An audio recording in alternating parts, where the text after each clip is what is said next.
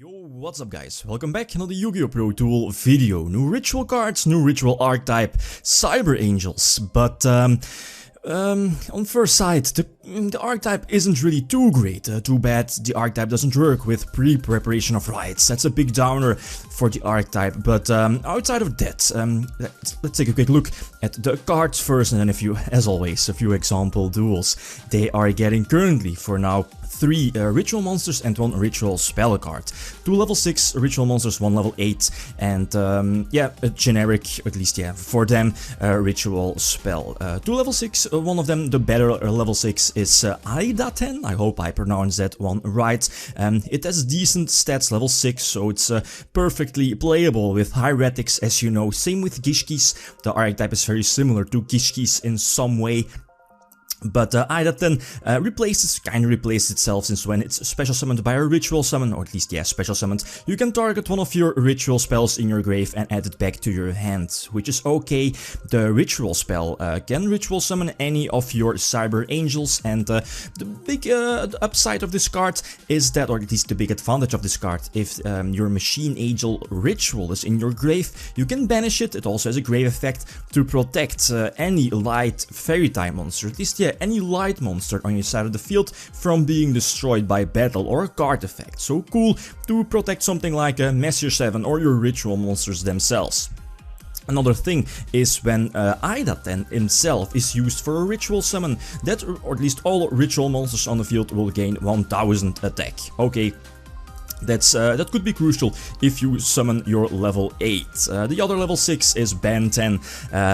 You rarely ritual summon this card, you will use it as a ritual summon, so as a sacrifice, since when it's sacrificed for a ritual summon, you can search any light fairy type monster from your deck and add it to your hand. So immediately searching out Manju, Senju for example, Christia, if you decide to main deck that as well. It's very likely, but ritual summoning this, like, never. You really don't want to ritual summon this one. The last is Dakini, their current boss monster, although it's not too great.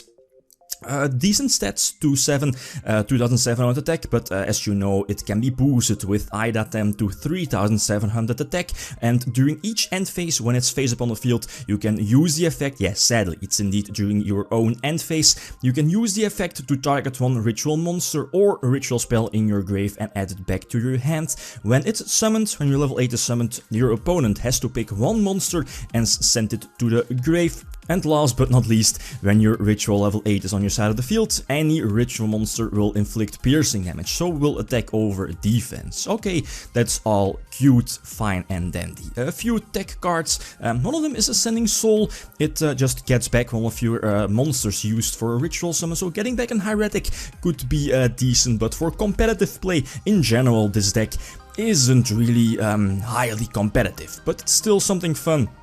Something new to try out. So let's see a few example games. Alright, playtesting against a variety of decks. Pendulums are first. I start off normal summon Manju to search, I think it was a ritual spell. Activate Ascending Soul. I believe Ascending Soul is also one of the new cards, not really sure. But you can just get back one ritual monster used for the ritual summon, so get back Tefnuit. And Hieratics are decent in this deck.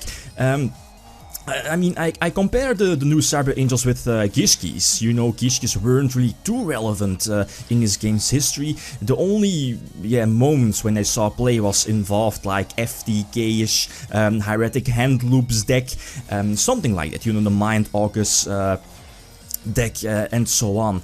But here, yeah, thanks to Ultimaya Tzolkin, it's decent. Again, Ultimaya is a good card for casual play, but for competitive play, Ultimaya isn't really too great. I go for the level 8 Crystal Wing. It can negate monster effects. I think that's more important to negate a possible Ignister. His Sorcerer is fine. The Ignister is something I am worried about. He goes for a Fleesia to send a Treasure Strapple from his deck to the grave. I have to negate that. Otherwise my monsters are popped, and eventually is able to go for Ignister. Yeah, indeed, to send back the Crystal Wing attack over Ultimaya, but I have 2 Messier 7s on my side of the field, so I can revive everything, clean the field, and eventually attack for a game. I think he could have played it otherwise. But yeah, to each their own. Here use the Ben 10 as a sacrifice for the ritual summon of Ida 10, I believe. Yeah, indeed, so Ida 10 gets back a ritual card, and the Ben 10 gets a Fairy Surge from my deck. So again, in general, the archetype is okay, it's fine. They can replace themselves, so ritual summoning isn't really too card heavily. Yeah, you don't need to invest too many cards in this ritual summon, but yeah, I think for now, in today's card pool, in today's format, metagame, but it was pretty much only Necros that got it right for the most obvious reasons. Next duel, again get to start, mind you, get a Surge, and eventually I think I'm able to go for the level 6 again, Ida 10 indeed, Pot of Duality, not Pot of Duality, Pot of Cupidity.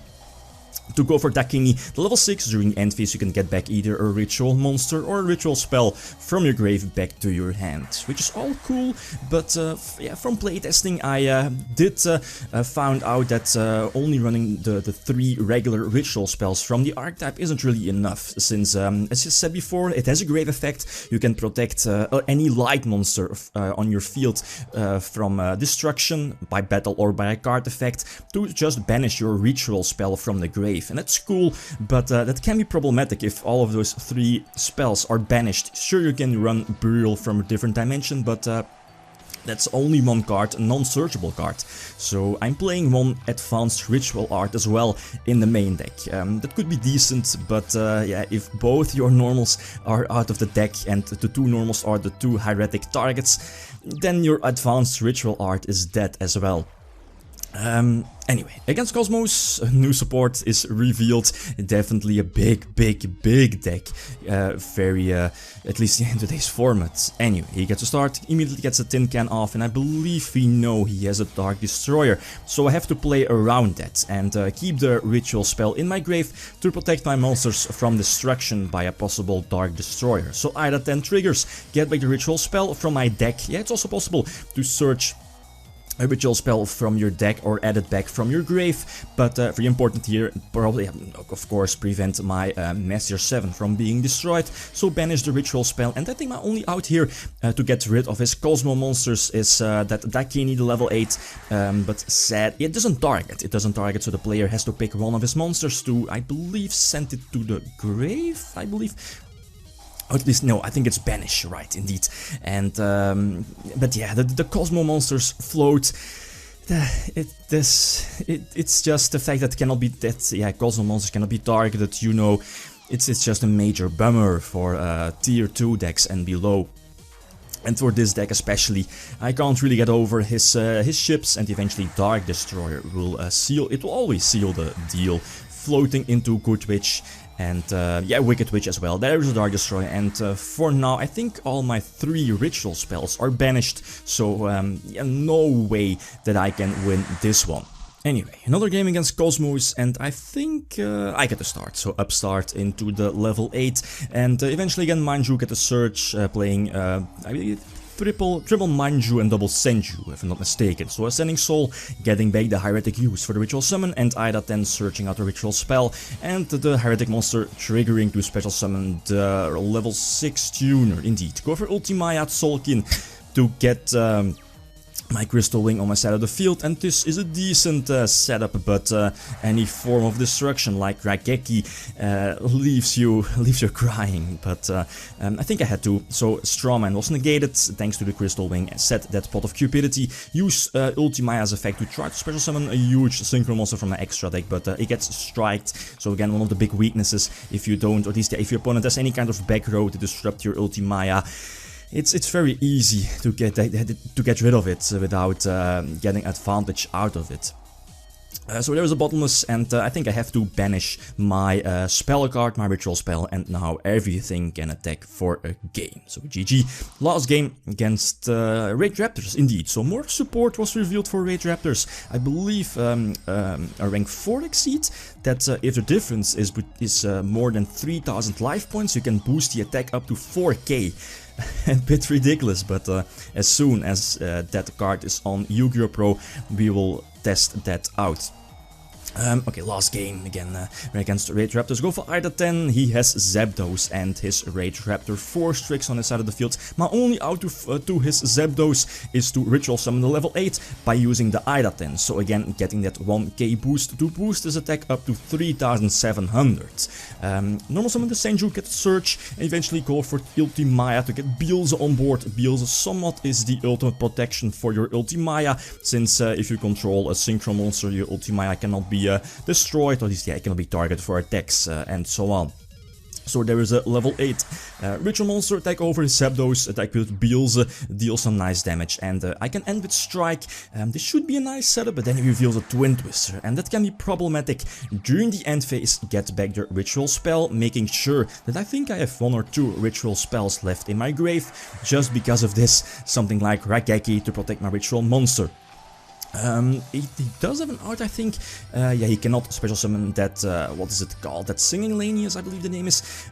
He goes for Zerofine, but Zerofine doesn't get it with only 3500 attack, and I was able to protect my monster indeed with a second Ritual Spell, and eventually this will put me in a very nice position. So put that Messer 7 in defense, the effect was negated, although his 7 Sins, being a 4000 beatstick, does hurt a lot. There is the Impale, and now I'm kinda losing my winning position here in the game. Nothing really I could do about that. The Tribute Lane is again getting a Search, Castel to bounce back the Messier 7, and yeah, my outs are kinda zero, and here more bad luck drawing, I think, the useless advanced ritual art. But in general, for now, it's a bit lackluster. Sadly, the archetype is not working with Pre-Preparation of Rites.